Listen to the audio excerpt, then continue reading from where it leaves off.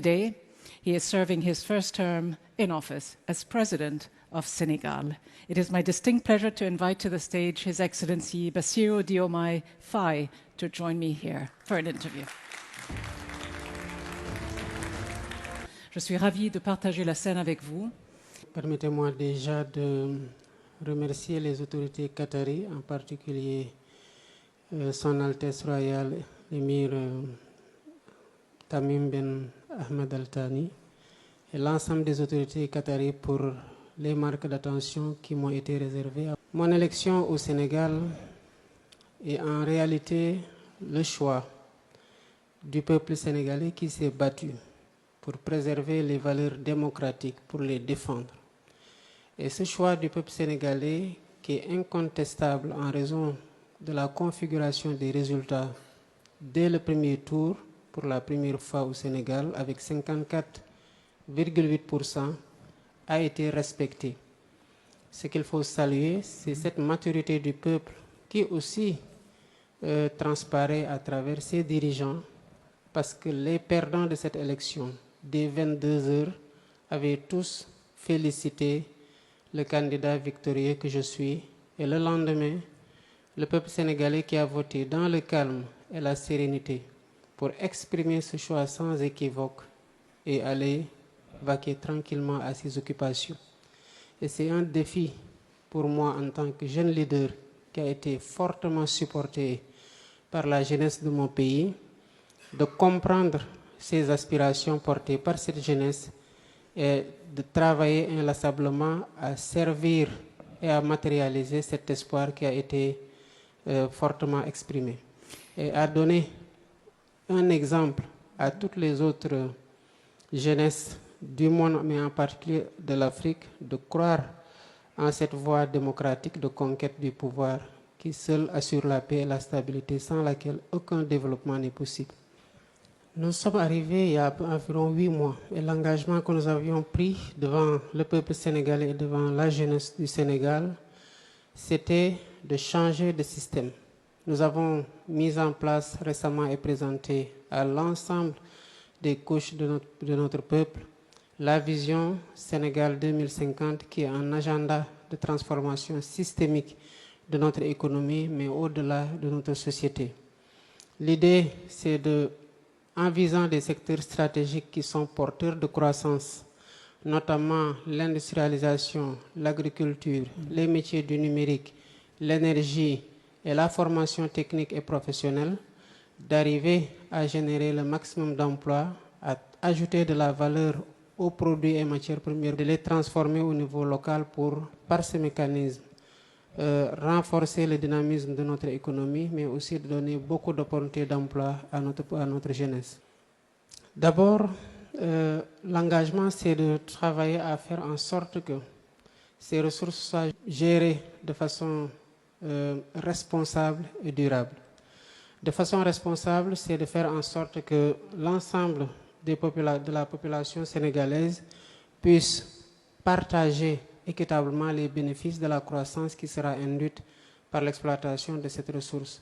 Cela demande de la transparence dans la gouvernance même de la ressource et nous avons mis en place dès le démarrage de l'exploitation le Conseil d'orientation stratégique du pétrole et du gaz. Quand je suis arrivé, j'ai ouvert davantage ce conseil à la société civile, aux syndicats et à d'autres acteurs, notamment l'opposition, qui a une place plus forte dans ce conseil-là.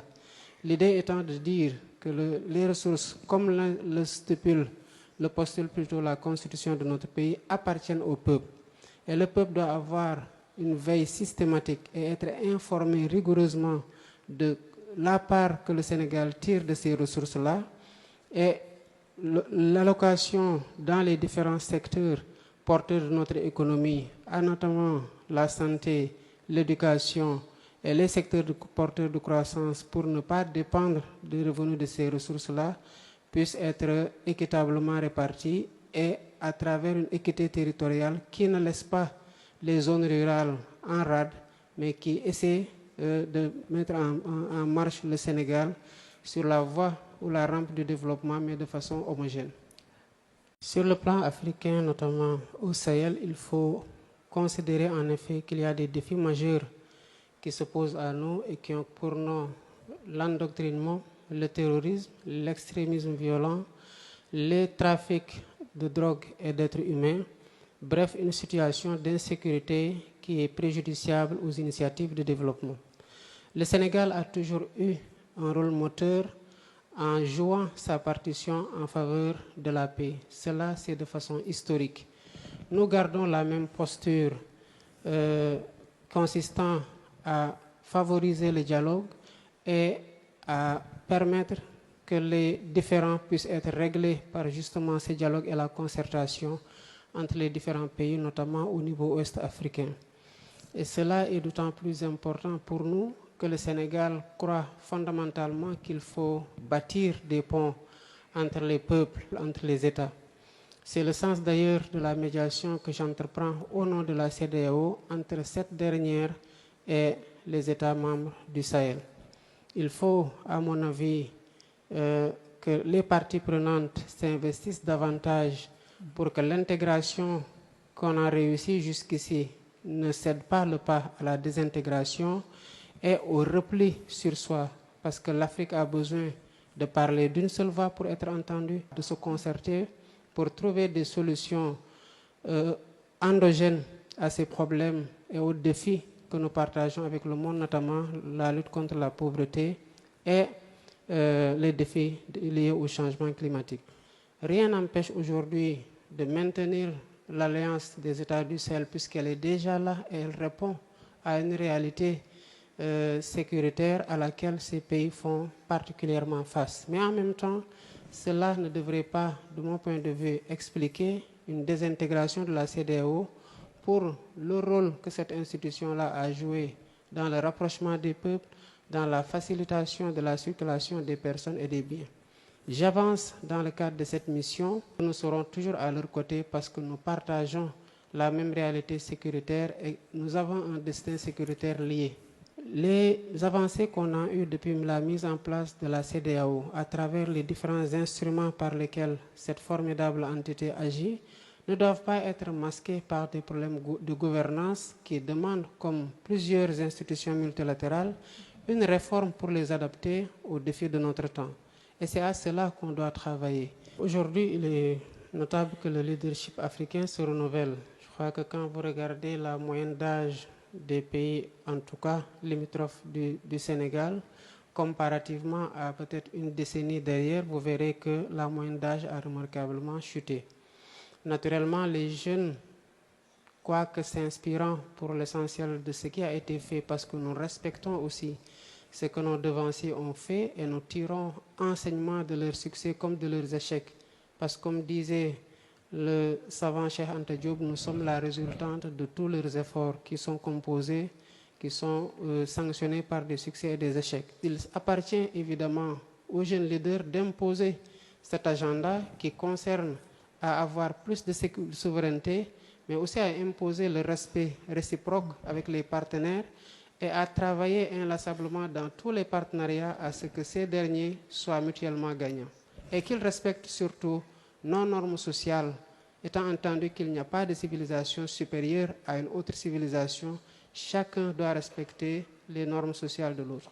En tant que président nouvellement élu, je m'engage à donner une nouvelle impulsion à ces relations-là et à les réinventer dans toute la mesure où doivent faire l'objet d'une réforme qui prenne en compte davantage nos aspirations de souveraineté, de respect réciproque par rapport à nos normes sociales et de partenariat mutuellement bénéfique.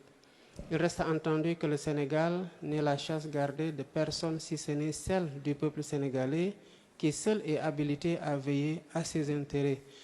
Nous sommes ouverts à tous les autres pays, dans toute la mesure où ils peuvent trouver des opportunités d'investissement et de partenariat au Sénégal qui s'inscrivent dans ces critères que j'ai mentionnés tantôt, à savoir le respect réciproque, le partenariat mutuellement bénéfique. Très important